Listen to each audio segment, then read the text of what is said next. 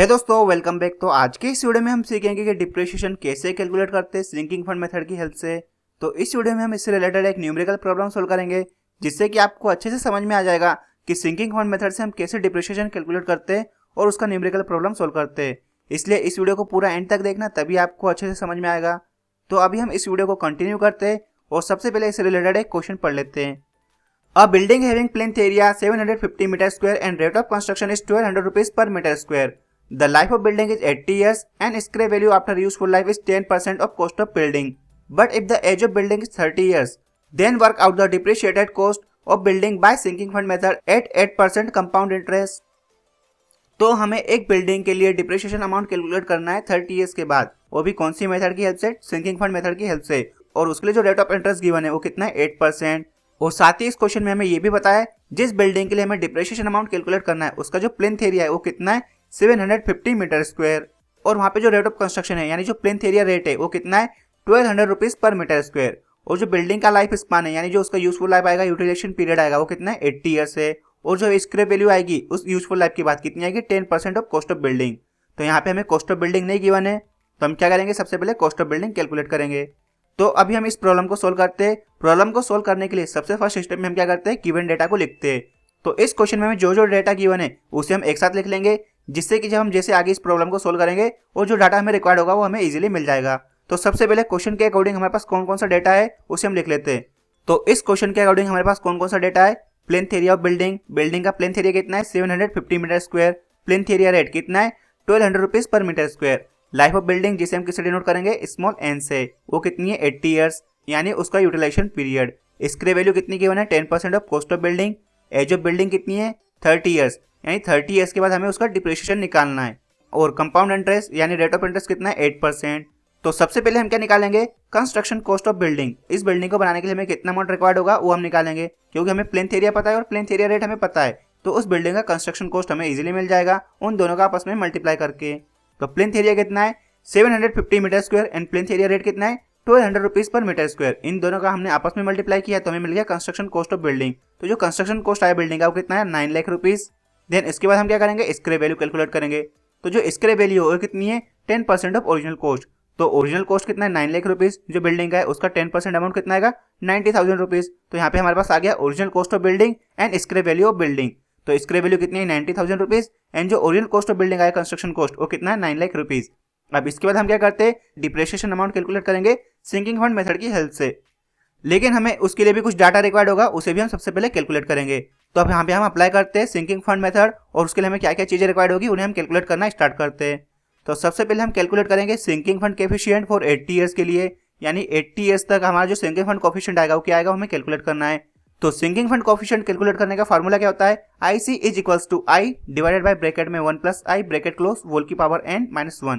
यहाँ पे आई क्या है? हमारा रेट ऑफ इंटरेस्ट, जो कि हमें क्वेश्चन में गिवन है कितना है? 8%। 8% को हम यहाँ पे 8% नहीं लिखेंगे, उसे हम सिंप्लीफाई करेंगे। तो 8% का सिंप्लीफाई फॉर्म क्या आएगा? 0.08। यहाँ पे हम सारी वैल्यू पुटअप करेंगे। एन यहाँ पे क्या आएगा? उस बिल्डिंग का लाइफ स्पान कितना है? 80 ईयर्स, उसे हम यहाँ पे पुटअप करेंगे तो हमें मिल जाएगा IC। तो IC की वैल्यू कितनी आई? 1.698 इंटू 10 की पावर -4। तो उसे हम अप्रोक्स कितना लेके चल रहे हैं? 1.70 इंटू 10 की पावर -4। अब इसके बाद हम क्या करते हैं? सिंकिंग फंड अमाउंट कैलकुलेट करते हैं। तो सिंकिंग फंड अमाउंट हमें कैलकुलेट करना है at the end of 30 years के बाद। तो उसके लिए यहाँ पे जो फार्मूला आता है वो क्या था? थोड़ा ध्यान रखना। यहाँ पे जो फार्मूला आएगा वो क्या आएगा? यहाँ पे हम सिंकिंग फंड अमाउंट ले रहे हैं उस पर्टिकुलर पीरियड के लिए, तो उसका फार्मूला क्या है? A is equals to bracket में 1 plus I bracket close whole की power n minus 1 divided by I.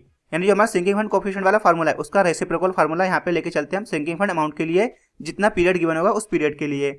और यहाँ पे एक और चीज ध्यान रखना, यहाँ पे n की वैल्यू क्या रखनी है? जो पीरियड हमें गिवन है डिप्रिसिएशन अमाउंट कैलकुलेट करने के लिए, वो पीरियड वाले ईयर्स हमें यहाँ पे पुटअप करने हैं।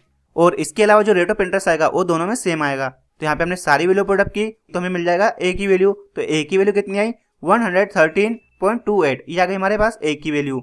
अब हमारे पास sinking fund coefficient and sinking fund amount भी है। अब हम क्या करेंगे? इन दोनों की हेल्प से हम क्या निकालते हैं? Rate of depreciation. तो रेट ऑफ डिप्रिसिएशन कैसे निकालते हैं? इन दोनों का हम आपस में मल्टीप्लाई करके उसमें 100 का मल्टीप्लाई कर देंगे, जिससे हमें मिल जाएगा रेट ऑफ डिप्रिसिएशन। और उसकी यूनिट किस में आएगी? परसेंटेज में। तो रेट ऑफ डिप्रिसिएशन कैसे निकालेंगे? ब्रैकेट में IC यानी sinking fund coefficient into A bracket close into 100। इस फार्मूले में हमने सारी वैल्यू पुटअप की। IC की वैल्यू कितनी थी? 1.70 इंटू 10 की पावर -4 और A की वैल्यू कितनी है? 113.28, उसकी वैल्यू हमने यहाँ पुटअप की एंड फार्मूले का 100 का मल्टीप्लाई किया तो कितना आया 1.925, जिसे हम अप्रोक्स कितना लेके चल रहे हैं 1.93%। तो ये आ गया हमारे पास रेट ऑफ डिप्रिसिएशन। अब इसके बाद हम क्या कैलकुलेट करते हैं, डिप्रिसिएशन अमाउंट। तो जो डिप्रिसिएशन आएगा वो कैसे कैलकुलेट करते हैं हम, जो हमारा ओरिजिनल कॉस्ट आएगा उसमें से हम क्या करेंगे, स्क्रैप वैल्यू को डिडक्ट कर देंगे तो मिल जाएगा डिप्रिसिएशन, जिसे हम क्या बोलते हैं, सिंकिंग फंड भी बोलते हैं। तो ये आ गया हमारे पास सिंकिंग फंड या डिप्रिसिएशन। तो जो डिप्रिसिएशन आया वो कितना आया, original cost minus scrap value.